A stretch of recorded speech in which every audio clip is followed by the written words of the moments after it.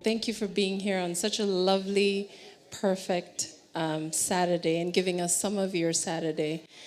Today for Tom Bell's second book, Human Nature. If I can hear a loud round of applause.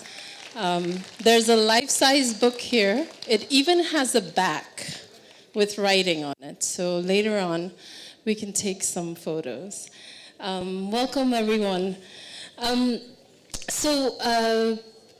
I have, this event is organized by Kathasatha. I run Kathasatha. It is a movement that supports Nepali stories and Nepali writers. So we're very glad that Tom chose us for the book launch, and we do a lot of literary events. But we also curate writing workshops and customized writing workshops, mentorships, one-on-one writing retreats or residencies too. So please think of us. And I think there's maybe a sign-up sheet up front, and maybe it will come around to you if you want to be notified of events like this. Then we'll put you on our mailing list. Thank you. Okay, so we were supposed to have Anaga Nilakantan with us for the first small speech or talk about Tom, but then unfortunately she's ill, as a lot of our friends I'm hearing have been ill, so she can't be here with us. So we'll just jump right into the conversation today. And before that, I think what I'm going to do is I'm just going to introduce Tom, and I'll introduce Aditya, who Tom will be in conversation with. We'll do a quick launch of the book, and then we'll launch into a conversation. So Thomas Bell was born in the north of England. After university, he moved to Nepal to cover the civil war for the Daily Telegraph, the Economist, and other publications. He was the Southeast Asia correspondent of the Daily Telegraph before returning to Kathmandu, where he was a political officer for the United Nations during the peace process. His earlier book, which I think many of you have read and loved, Kathmandu, is a history of Nepal's capital. Tom, if you could come up here. And Tom will be in conversation with Aditya. Aditya Adhikari is a former journalist and columnist for the Kathmandu Post. He's the author of the book, The Bullet and the Ballot Box, The Story of Nepal's Maoist Revolution. Aditya.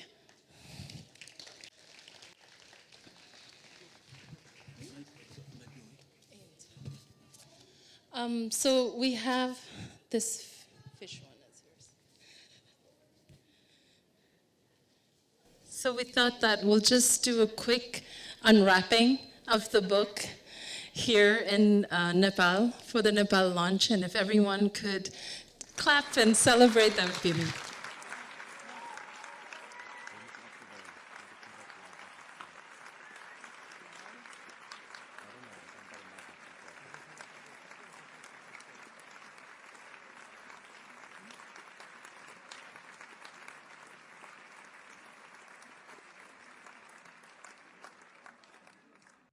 Well, this is quite intimidating. It is on.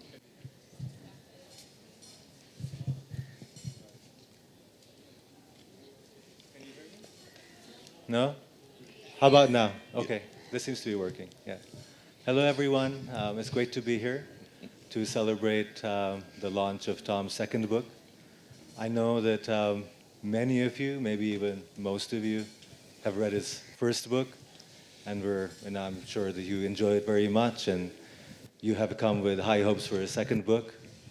And I'm happy to report that Tom has surpassed himself. I've read the book, and it's a really excellent book. In some ways, it's shorter, but it covers a broader canvas than the first book. The first book was, as you know, on Kathmandu, where he focused on this city. The second book is about the hills and mountains that surround Kathmandu. It is presented as an account of 4 walks that Tom did. It's in 4 sections. The 4 walks are beginning from the east to the west, So in their totality, the 4 walks they pretty much cover the entire length of Nepal. So you could say that the book is, in one sense, a walk across the entirety of Nepal's hills. But it is much more than a travelogue. Tom is not just going to places and reporting on things he sees and people he meets, but it's also very deeply researched work that has many different strands. It's a work of cultural and social history. It's a work on the environment, and I could go on. But I'm sure that you want to hear Tom speak rather than me. So maybe I'll just start by asking Tom to describe the book and what he was trying to achieve by it. Right. Well, I set out, I sort of set myself this task of writing a book about the kind of social aspects of Nepal's environment. I wanted to write a kind of a history, and it was going to be about how people relate to the landscape and how the landscape relates to the people. And so it was pretty obvious. I felt straight away I was going to have to walk all over the place in order to be able to do that. And is there a strange echo? Oh, it's okay, all right. And then I had this idea, I'll divide it into 4 parts. So it's got 4 seasons, 4 walks. The very first idea was to have 6 walks for the 6 seasons of the Nepali year, but it basically just wasn't possible to go trekking that often. So I went for 4 seasons, and I sort of east to west. The greater challenge was figuring out how to kind of fit the themes of the book into those 4 walks. So for example, it starts in the east, but you could describe very old things there, you could describe very new things there. So I puzzled for quite a long time over how to sort of mash it together into a structure which worked for a book, and ended up talking about the sort of earliest and prehistory in the east, and then as I move west, I kind of deal with later themes until by the end it's about kind of climate change and national parks and conservation and relatively contemporary issues. And Tom, your title, kind of Human Nature, it's a very bold title and almost provocative in a way. I mean, what did you mean by that? Yeah, it's kind of hubristic, isn't it? We came up with it on a car drive with the family. My children said I should call it the Talking Mountains. That was their very strong suggestion, and they were quite upset when I stuck with human nature. I mean, the idea is that it's about the sort of the social aspects of the environment, right? How people adapt nature, but they also imagine it, right? There's no kind of, well, at least in the terms which it's described in this book, there's not a sort of a single objective nature. It's kind of in the, it's formed in people's imagination and by different cultures, and the book describes how that's successively been done in different ways. So the kind of earlier Adivasi, Janjati kind of conception of nature is different from the farmer's conception of nature, is different from the conservationists' theory of sort of experience of nature or belief of what nature is. So it's about how nature is kind of made by people in the way that they adapt the land and in the way that they imagine it as well. I see. I mean, I think we don't want you to get the sense that the book is theoretical in any kind of way. I mean, it's a very concrete book. The pleasure of it is in the reading. It's actually a very funny book, in my view. It's a very moving book, and among other things, kind of, the pleasure is in reading about Tom's walks as they occurred. And many of us have also been on similar walks. Maybe we did not see as much as he did because he was on a mission. He researched things to a level that when we go on treks, we might not do. So maybe I'll ask you to, maybe you could describe one particular walk or like one particular thing that you did and maybe read a page or so. Sure. So well, let me go for the first walk. This was the hardest part to write. I mean, the beginning's always going to be the hardest part to write, right? Because you've got to kind of go through the gears quite quickly and get sort of different parts moving, and you assume that this is the part where the reader's going to have the least patience for lots of kind of machinery kind of clunking as you set everything up. So I struggled with it. And that's the part which has been reworked the most. And the kind of the theme of the first part, I've called it migration. So it talks about the migration of Gurkha soldiers, Lara soldiers, to fight in other parts of the world, and the migrations of laborers to the Middle East and the Gulf and so on. And it talks about the migrations of birds and animals and fish, up and down the hills with the seasons, and also the migration of pastoralists up and down the landscape, with the seasons. But once it really kind of gets down to business, the migration that this first part's really concerned with is the migration of the first settlers, presumably the first settlers, into the hills. And because it's in the east, I basically took the example of Rise, because that's where they live. You could have done something quite similar if I'd sort of walked in the opposite direction. I would have chosen Margos or something, I suppose. So, and the walk, we're kind of walking towards this Mela, this fair, which takes place at Salpapokuri, which is a lake on a hill at the border of Solukhumbu district and Okhaldunga and Sangkosaba. And on the full moon of Baisak, every year all of these jankaris, all of these shaman kind of come there, and there's a big festival. So we were walking towards that. That's the walk which is described, and as we get closer, we're joined by all of these villagers and shaman who are on their way up there too. So the way in which the migration of people into this landscape is best understood is through the folklore, of these people, which and there are similar traditions right across Nepal among Adivasi communities. As I said, I took the Rai example.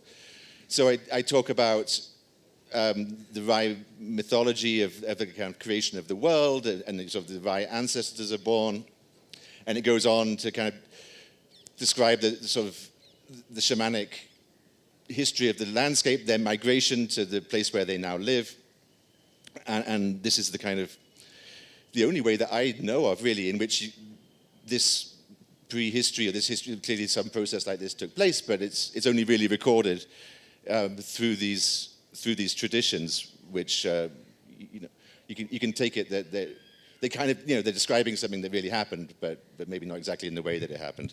So the bit that I was going to read is a little bit from that Rai folklore. I mean, my favorite bits of the book are the kind of the conversations and the dialogue, which I recorded and brought home and transcribed and abridged slightly, but basically quite faithfully reproduced. But I can't read that because I'd have to put on lots of voices and it wouldn't work. So I'm going to read something much more straightforward, which is from specifically the folklore of the Tulung Rai. The stories begin when the world was only snake-infested water on which a film formed like the skin on milk, which became the earth. A stem grew from the earth, and some kind of worm or insect germinated in a knot in the stem. This creature was called Nam Pregma. She couldn't find a husband, so she opened her legs to the wind and became pregnant with Miampma. When Miampma was grown up, she also called out to the wind, but Nam Pregma was around to prevent her from making a horrible religious error. "What are you doing? The wind is your father." Miampma looked up and saw Venus, but Venus didn't answer. She sent a bird to Venus, but by the time it arrived in heaven, Jupiter had taken the handsome planet's place on the ecliptic. So he received Miampma's message by mistake. Jupiter is leprous with a goiter and self-conscious about his looks, but he reluctantly accepted Miampma's proposition. When he reached the earth, she was appalled. Summoning her courage, she rejected the repulsive god. Jupiter was gravely offended, and he inflicted a drought upon the earth, leaving fluid in just one place, some semen on a leaf. Eventually, the very thirsty Miampma drank the liquid. She began to feel unusual. She was pregnant. In due course, she gave birth to the different species: the thorny jungle creeper, tiger, bear, monkey, deer, wild boar, and the first man, Mini. So humankind was descended from the wrong god. "How happy and long-lived we humans could have been if only Venus had come down," said one of the informants who gave this story to an anthropologist. "What a splendid race humanity would have been." And should I keep going? Or let's stop there. Yeah, maybe stop there. Yeah. I do want to say, though, that like Tom said, his accounts of his travels, the people he meets, the dialogue, is just incredibly good. And kind of, it's part of this section. He didn't read it. He's too modest. He says he can't do voices. But that walk that he does up to this festival is really wonderful. It's very funny. It's witty. It's kind of, you'll see something you might not have seen before. So for me, it was definitely one of the highlights of the book. But moving on, following this chapter, there's another chapter which is based in the Central Hills. So that was in the east. So this is in the Central Hills, and the ethnic group that is under discussion is basically the Khas, kind of Ramis, Chetris, Dalits, and the historical angle has to do with the conquest of Nepal or the unification of Nepal by Prithviraj Shah, and all the legends and all the memories that are around that event. But embedded in this book, I mean, it's written as a narrative. It's very easy to read. It's fun to read. But embedded in the narrative, I think in several places, Tom makes arguments of a historical nature, like historical arguments, which if you just read the book, it might not come across as being very new, or like kind of showing something that hasn't, or doing something that hasn't been done before.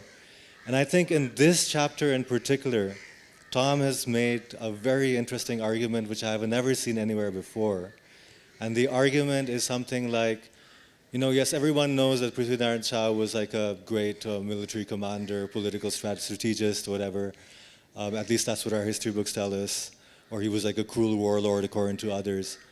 But Tom's argument is that the historical trend underlying the conquest of Nepal was the gradual spread of rice cultivation from the west of Nepal to the east.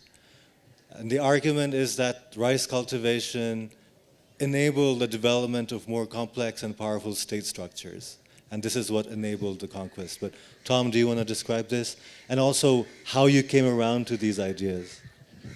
Well, the idea came to me when I was reading a book by an American political scientist, a well-known guy called James Scott, who published this thing whenever I was working on it. So 2017, I worked on this book for ages. This thing came out called Against the Grain.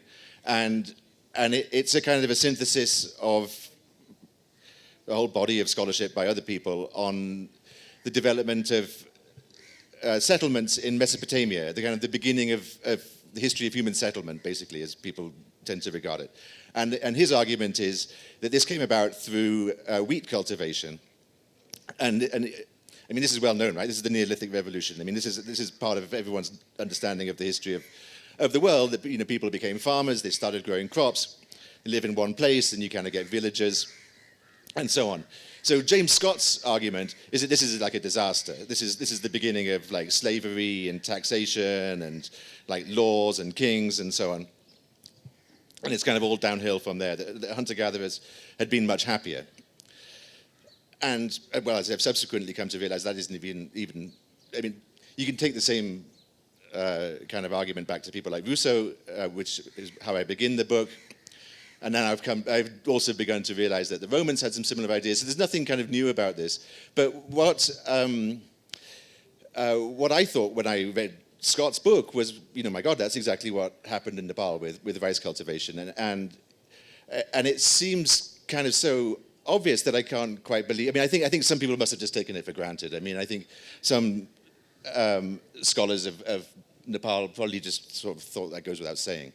But it's not an argument which has been developed anywhere that I really know. I mean, it crops up. There's a really brilliant article. So I'm going to get a little nerdy about this. There's a really brilliant article in French. It's called "A Plough in the Head" in translation, by a group of French scholars, and they're basically arguing that the design of ploughs in the Nepal Himalaya reflects different migrant groups who move through the Dalits make ploughs, right? So this is like evidence for Dalit migrations, and these designs have never changed, and they've got nothing to do with soil conditions or anything like that. It's just that they're just traditions which have been passed on, and the distribution of these plough designs through the Himalaya shows the migration of the first people who ploughed. So these kind of ideas are around, but no one's really kind of spelt it out to say the history of the kind of the creation of the state of Nepal. I mean, there's this idea that Prithvi Narayan Shah was a great unifier. That's the kind of the common version, of course. And then there's like a more systematic version which says that it was this kind of land military complex that he paid his soldiers in the land that he captured, and that sort of generated the momentum for further conquests. So that's another way in which the process is described. But the argument that I've made is a much sort of longer term one that says that these little rice states were spreading this technology from the Karnali first to the kind of the Gandaki basin, and that they produced surplus manpower, and they produced this kind of administrative system of taxes and records and kings and so on, and that this was the kind of the condition which enabled state creation. That's very. Do you foresee kind of any challenges? Do you think it's going to be accepted? I think the one kind of complicating factor, and I just deal with this in a footnote, is that obviously there was already rice cultivation in Kathmandu, so that's a kind of a notable exception. But and in fact there was also kingship and so on in Kathmandu, which doesn't really seem to have been the case elsewhere in the hills until rice reaches those places. But the rice in the Kathmandu Valley also doesn't seem to have been transmitted far beyond. I mean, maybe to Panoti or one or two neighboring valleys. But there's no indication that it spread elsewhere. So I think that's just the kind of an exception which can be parked. And for the sort of the broad sweep of the hills, this pattern is borne out. Do you want to say a little bit about the memories? Because kind of we read history. I mean, all of us have read history. But what you've done is you've met people in the Central Hills, and many of whom kind of think of themselves as descendants of the people who accompanied Prithvi Narayan Shah or were members of the coterie around the Central Hills states. Do you want to say anything about their memories, which are not exactly historical, but kind of, it's a very integral part of their identities? Yeah, this was really interesting. So from the moment, so I did this walk with a journalist, I'm sure many of you know him, Girish Giri. I can't see him. Oh, hi. Whose own family history is actually rooted in this region, and he's written about that in his book, and that's also mentioned. But from the very moment that Girish and I arrived in Trisuli Bazaar, where there's the palace, the fort, whatever, the tower which Prithvi Narayan used, we met someone who claimed to be directly descended from him, a woman sort of sitting by her ruined house. This was a year after the earthquake. And so her family history was the kind of the history of the, of the conquest or the unification, whatever you like to say. She said that she was, I think, 13 or 14 generations removed from Prithvi Narayan by one of his junior queens. And then this happened continually as we walked for whatever it was the next few days to Gorkha, kind of along Prithvi Narayan's route, albeit backwards. We would meet people who had stories of the unification and of this or that battle, or this Gale Raja who got defeated at this court or whatever. And some of them seemed to be sort of somewhat historical, and other ones I was at least tempted to interpret as kind of carrying a sort of a symbolic meaning about what the process of unification had involved. And then, we could talk more about this, but I want to move on to other parts of the book. Your next section is very different because it's set in Dolpo. It's like an account of a 3-week walk you did in Dolpo, which is like a very different culture, kind of, and if the Central Hills were part of this Hinduized world, in Dolpo is part of the Tibetan world, and which requires like which has an entirely different mythology, and the sources you use are completely different. In a way, that book is an outlier in the book because the other chapters are actually very much connected to the idea of Nepal as Nepal, whereas this is, it's also part of Nepal, but it's more connected to the Tibetan world. Yeah. So the fourth part is in Dolpo in kind of the harvest time. Sorry? Third part, I beg your pardon, yeah. And you're right. It's a bit. It stands separately. I felt that sort of Tibetan, broadly speaking, Tibetan culture had to find a place in here. As a book about the Himalaya, that couldn't be omitted, or anyway, I didn't want to. So yeah, I mean, I gave it a quarter of the book, but then when the final part's in the Karnali, so it returns more to kind of traditional Nepali hills. Yeah, the Tibetan kind of conceptions of the landscape, these kind of religious traditions, and the sort of agricultural economy and all the rest of it are different in certain respects, but the points of comparison are also very interesting. I mean, so the kind of general struggle to tame the wilderness is common to the sort of the Tibetan system and also the other systems which are described, for example. For me, in the third part, among the things that I enjoyed particularly were descriptions of the landscape. You know, I mean, because I think that, I mean, correct me if I'm wrong, I mean, this might just be my impression, but my impression was that it was in this third part that there were like long descriptions of, you know, the barren, kind of very stark landscape that you were walking through. Do you want to talk a bit about the kind of walk it was, the kind of how it felt?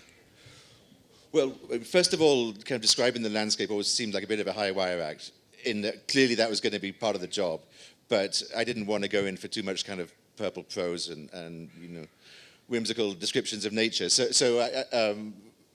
that was a kind of a writing challenge. The walk, it's a fantastic place to go, by the way. You have to go for quite a long time. It's just really spread out. You probably have to kind of do this kind of camping operation because a lot of the villages are more than a day's walk apart. Unless you really hoof it, you're going to have to stay in between villages sometimes. And it's gorgeous. It's extremely spectacular. You hardly see a tree for weeks. It's really barren. So when you do return to the country, which kind of has trees and like colors other than brown, then it makes a sensational impact. It's really sort of spectacular to walk back into this kind of rich, gentle world of other colors. Dolpo is really, really great. So what was your impression of the Nepali state in Dolpo? Well, it's not to be seen by and large, at least not in Upper Dolpo. So the district has two parts, right? The Lower Dolpo is kind of caste Hindu types, and then in the north it's kind of Tibetan. And there's so for example, there's this program of distributing rice to people, and this rice is delivered. It's by the Nepali state, but through Tibet because that's the easiest way to get there. So it comes by road through Tibet and then carried over the passes, and these villages were all, at the time that we were there, although they were harvesting barley, they were also walking up to the border to collect this rice from the Nepali government and carry it back home.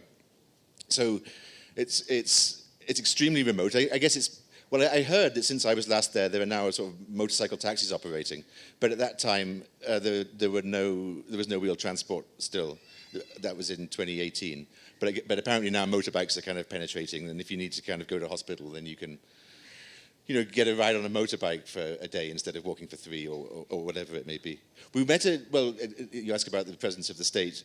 There's a traditional healer, a very well-known guy in this village, and he has his kind of clinic, and it's full of traditional stuff, and it also operates as a government health post for like 6 months of the year. There's a government health worker there, and for the other 6 months, if you need your tooth extracted or whatever, you know, it's this guy with his iron pliers. I mean, it just reminded me when you were talking, Tom. I mean, this is just something from your book, which I wasn't aware of before, but which struck me as very interesting. The fact that there's like an invisible salt line running somewhere through the middle of Nepal, and historically, the salt line is basically, if you're north of the salt line, it means that you get your salt from Tibet, and if you're south of the salt line, it means you get your salt from India. So, I mean, that's like a geographical classification which I was unaware of. Yeah, and there were still old folks around who made that journey. But now, of course, you don't have to. But, you know, things have changed. Moving on, I mean, thematically, this is my last thematic question. Is your last section, again, as you said, it's a return to the, let's say, the more central kind of parts of the Nepali state, what we conceptualize when you think of Nepal, in the Karnali area, like ethnic groups that speak Nepali, etc. But this time, I mean, you travel, you talk to the people, you do what you've done before also, but you're traveling in the area around Rara Lake, the national park there, and you have a lot to say about the idea of national parks and conservation, and in some ways you're critical of all that. Do you want to say a little bit about that? Yeah. So the kind of what the book's done up to this point is kind of trace this succession of different ways of thinking about the landscape. So there's the kind of, you know, the way that shamans think about it, and then the way that farmers think about it, and there's this digression into this sort of Tibetan traditions. By the end, I talk about this basically kind of alien concept of wilderness, which is a kind of an invention of Americans and you know, romantic Europeans and so on. All of these Himalayan people have, you know, for thousands or hundreds of years been busy trying to sort of tame the wilderness and sort of cultivate it. And then this idea of wilderness and national parks and so on is generated in the West in reaction to modernity and the fact that the environment's getting trashed by, you know, railways and factories and so on. People begin to kind of worship the wilderness, and this idea is then kind of projected into places like the Himalaya, and you get things like Rara National Park, for which a couple of villages of people were kind of expelled in order to make a you know, this kind of supposedly virgin natural territory, although in fact people lived there, and that was the previous, you know, perfectly natural situation.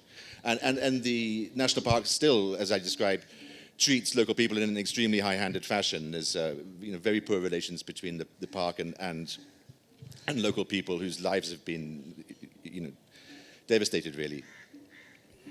And so when you talk to the locals about national parks there, kind of what is their relationship? What do they say to you? Well, they say that this is like useless. This is like a barren desert. There used to be crops growing here. Now look, it's just jungle. You know.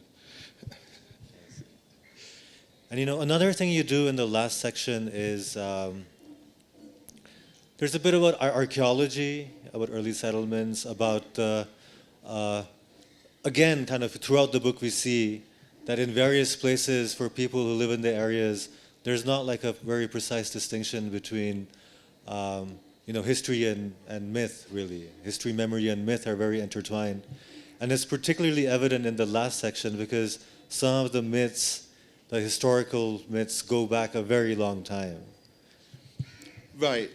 So the Karnali is, you know, has long been understood by historians as the kind of the cradle of the Nepali state. There was this empire there in the kind of early first millennium AD called the Kasamala Kingdom. It sort of stretched from Surkhet up to the Tibetan plateau, and that's where rice cultivation sort of first took place within the territory, which later on became Nepal. And you can see the ruins of that kingdom, of, you know, of that culture, all over the place in the Karnali Valley. From Rara Lake itself, actually, by the way, there's some sort of inscribed stones which show that they were present by the lake, and then all the way down to Dailek and Dulu.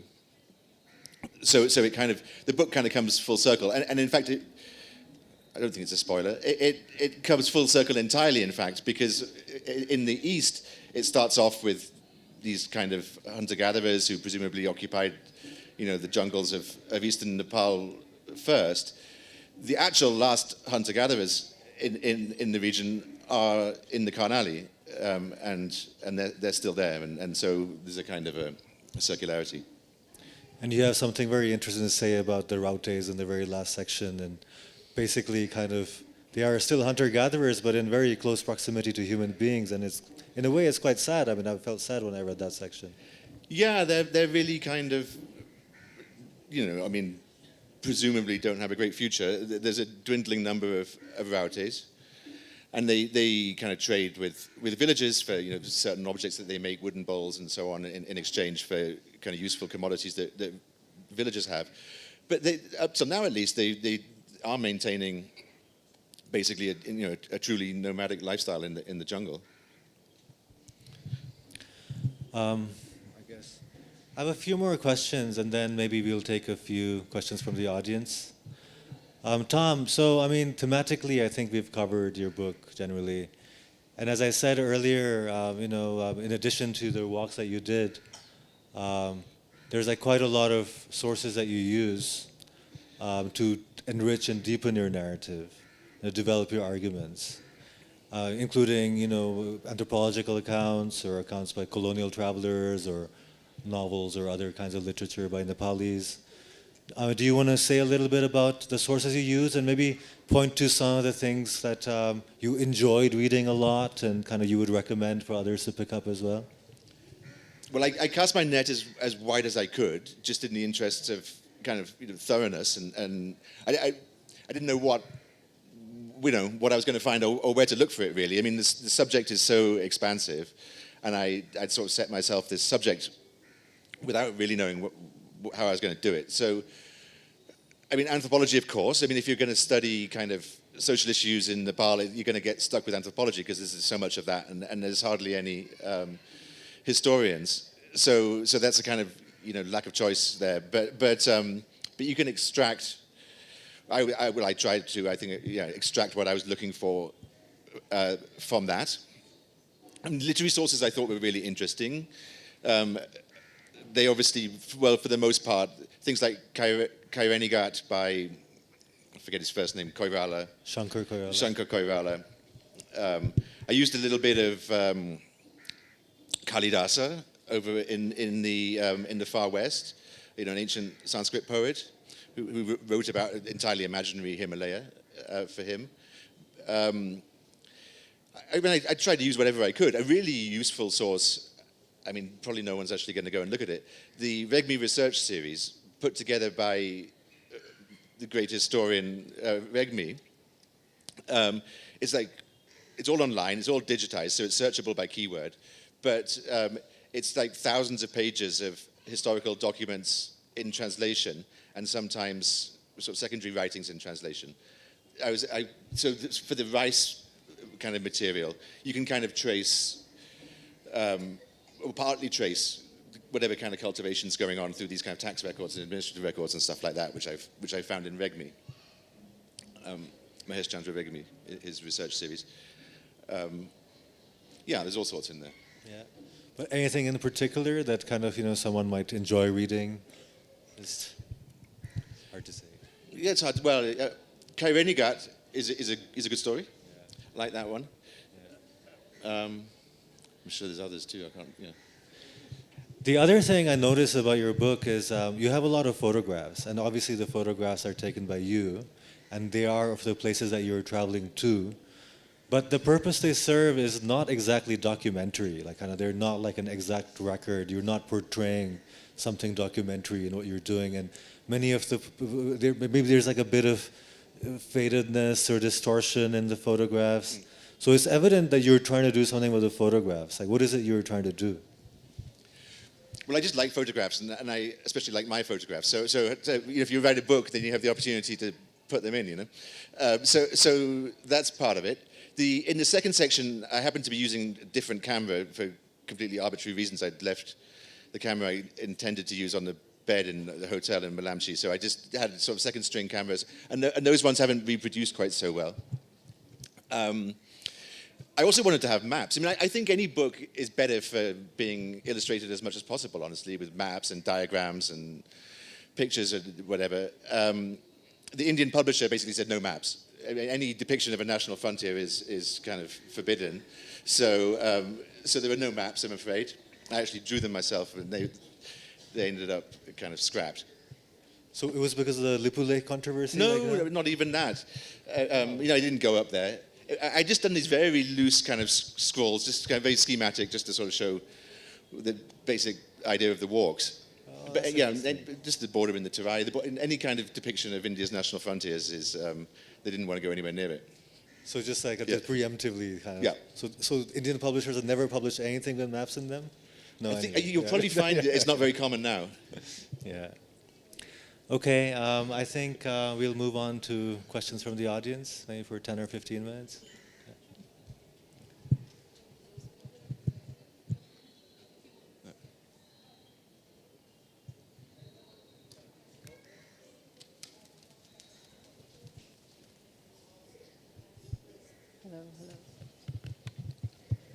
Hello. Yeah, I'll pass the mic to whoever has a question or a request. There. Okay.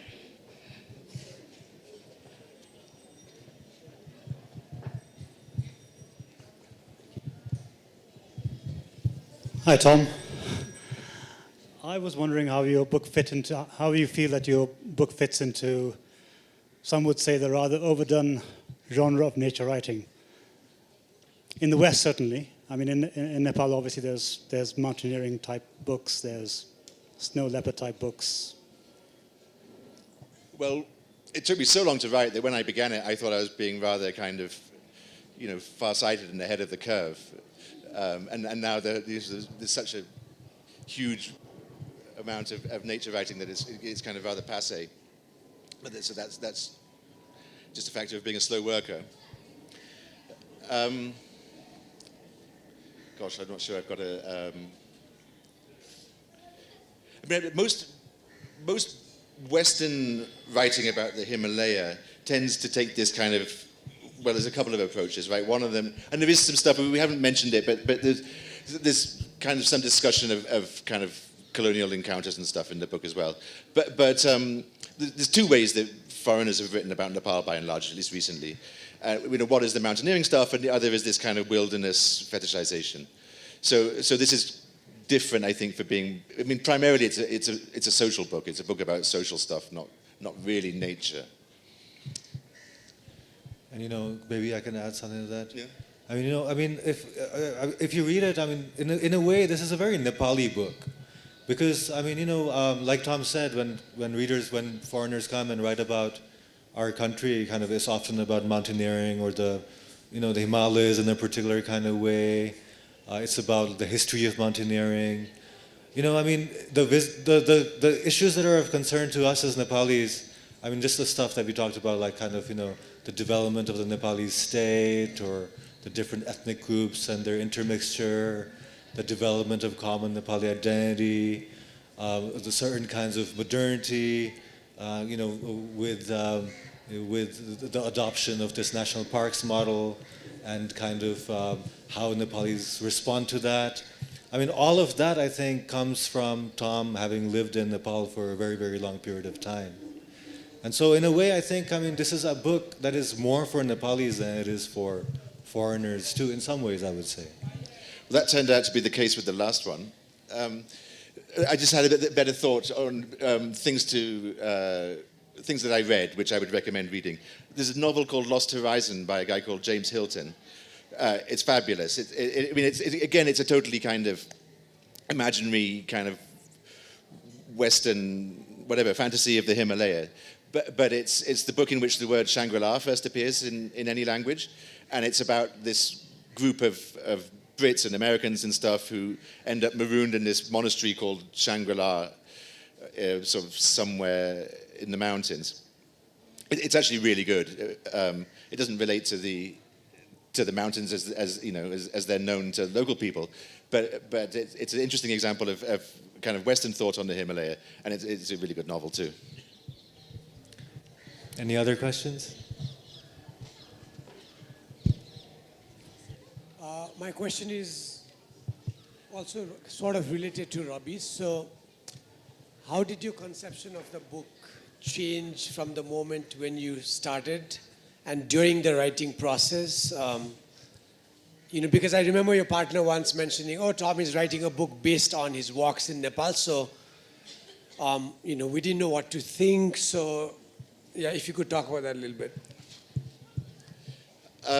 Well, like I said, it took quite a bit of working out, and the early drafts are kind of a mess. I mean, that's the benefit of taking so long over it. I mean, it did gestate for quite a long time, and I was able to kind of sort of brush off some of the rough edges in the process of constant revisions. So I kind of set out on these walks.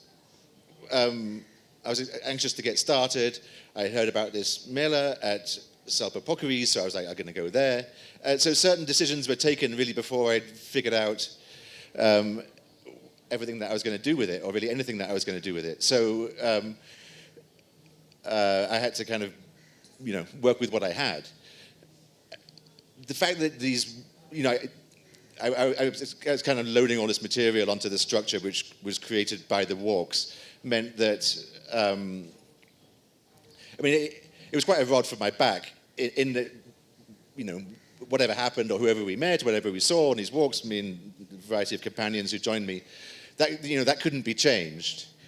I didn't fiddle around. I didn't put some conversation into another village because it kind of helped me kind of string the narrative together. That's all very faithfully reproduced, or just simply omitted if it didn't work. But yeah, so sort of fitting it into that frame was kind of difficult. But yeah, the way I solved it was obviously to have different themes for different sections. Yeah. Any other questions?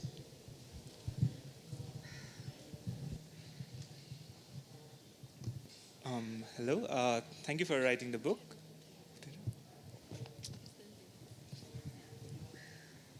So my question relates to the different companions that you have had during the 4 walks. So in particular, I was interested in your relationship with Rajendra, who accompanied you in the first walk to Ilam. And then one thing that was striking to me was that in the last section, where you go to Karnali, you notice something shifted in Rajendra in terms of his views towards caste in particular. There was one particular section where you were wondering about caste, and then he said, how can you ask someone about their caste? So there was like a shift in perspective, there was like a trajectory. So yeah, I was just interested in if you could expand upon your relationship with Rajendra and if it changed during the 4 walks. So Rajendra is a trekking porter. He was my companion on the first walk, and then he joined me and my wife for the final walk. So he's there at the beginning and the end. Didn't really know him before we started. I think he's a really good character. I like his character very much. The editors in India, interestingly enough, were a bit kind of, they thought I was being condescending towards him. So I hope that no one else thinks that. So at the beginning, you kind of get to know him as I get to know him, I think.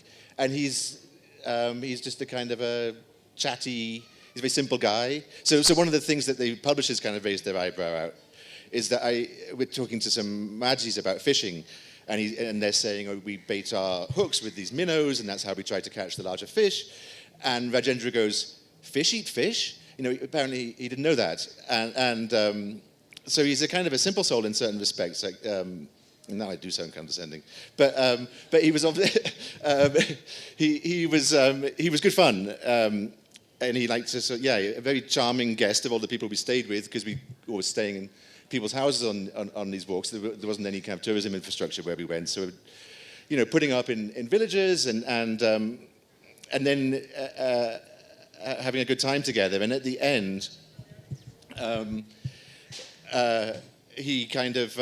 He shows himself in a different light slightly, I think. So his great conversational favorite in the beginning is to talk about caste and things, and he makes people try to guess what community he belongs to, and he wants to talk to them about their community and stuff. And then by the end, he's like, oh no, you couldn't possibly talk about that. That's very bad form.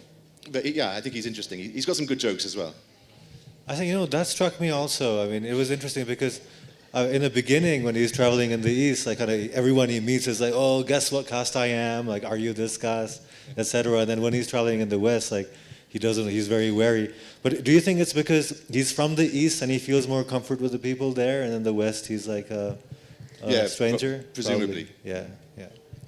Other questions? I actually have a question about the fish, since we were talking about the fish. So there are lots of sections in the beginning too. You go fishing, right? I think in the East you're going fishing. There's sections about the masir that I was telling you that I quite liked, and I was just curious, like how do you know so much about fish? Like what is that about? Well, I like fishing, so that was another kind of idea so when I started off, I was like, fishing is going to be a major device in this. I'm going to really kind of like weave fishing through the whole thing. And it didn't really work out that way. So there's a little bit at the beginning and there's a little bit at the end. It's obviously, it's quite a rich subject, potentially. It's a form of hunter-gathering, basically, right? Majis are a very interesting community. Yeah, so I've made many fishing trips, one of which I kind of draw into the book, but by and large, it's a bit of a side issue. Is the fishing good in Nepal? It's a bit of a sad story, actually. I mean, it should be good. I can see a fisherman here in the audience. It's been badly kind of degraded by various kind of destructive practices. So the fish which is of greatest interest to me and other fishermen is called the marsia, I think Sahar in Nepali. And they grow to a great size and a great age. But sort of practices like electrofishing and sort of dam building and gravel extraction and things have been pretty bad for them. So they're quite hard to find now. Anyone else? No? Okay, so... About how, rice cultivation sort of spread, but one caveat to that is Kathmandu Valley. So I want to understand how these two books sort of talk to each other in terms of how we understand Nepalese history for, Kathmandu versus the rest of the country. So that the kind of, I think that they're quite similar books in the respect that they're both about kind of history and society and culture and stuff in relation to the environment. And in the Kathmandu case, it's the built environment, and in the case of human nature, it's the rural environment. So in that way, I think they've taken quite a similar approach. So the kind of the line that this book takes, and I'm sure it could probably be qualified, and maybe people will criticize it even, is that the history of the Kathmandu Valley is mostly, at least until whatever, the 1760s, quite distinct from the history of the rest of the country, that they kind of didn't relate to one another all that much, at least in my telling. On the walk that Givish and I did, we went over by Gosankund, Silu in Nawari, so that was a kind, and I mentioned briefly that this is a kind of sort of an outlying point in the kind of the sacred landscape which the Kathmandu Valley civilization constructed around itself in the Mala period.